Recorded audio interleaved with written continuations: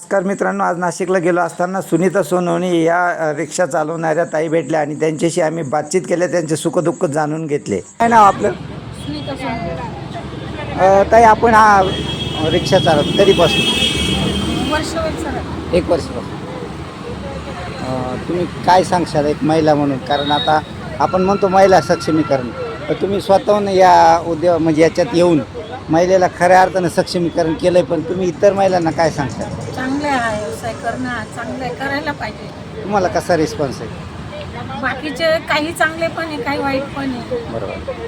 पण आपण जशात तसं असलं तर व्यवस्थित हां, काही प्रॉब्लेम नाही. हे लोक पण सहकार्य करतात, सगळेजण. आरटीवाले पण भरपूर सहकार्य करतात, असं काही प्रॉब्लेम नाही.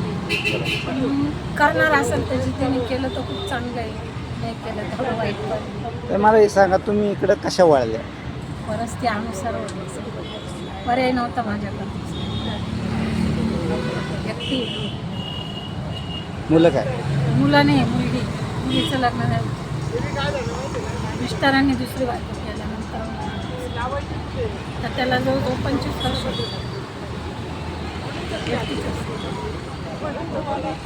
आडगाव आडगावला झाली.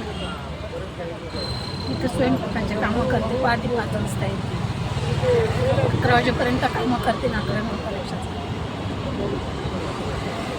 खरे नसते त्याला. ते या व्यवसायात यायला बरं काय चालले एवढं जमून. नक्कीच सोपं नाही आहे, कारण जीवन हे अवघड आहे, परंतु तुम्ही त्यातूनही मार्ग काढला. राहणं खरं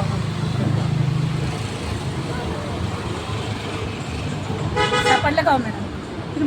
आमच्या यूट्यूब चॅनलकडून तुम्हाला खूप खूप शुभेच्छा. तुम्ही खऱ्या अर्थाने संकटावर मात करून तुम्ही काहीतरी करताय. नक्कीच तुमच्या डोळ्यात अश्रू उभे राहिले, मी समजू शकतो, परंतु एक गोष्ट नक्कीच आहे की तुम्ही जिद्दीने हा व्यवसाय करताय आणि नक्कीच तुम्ही तुमच्या जिद्दीला पण सलाम आहे.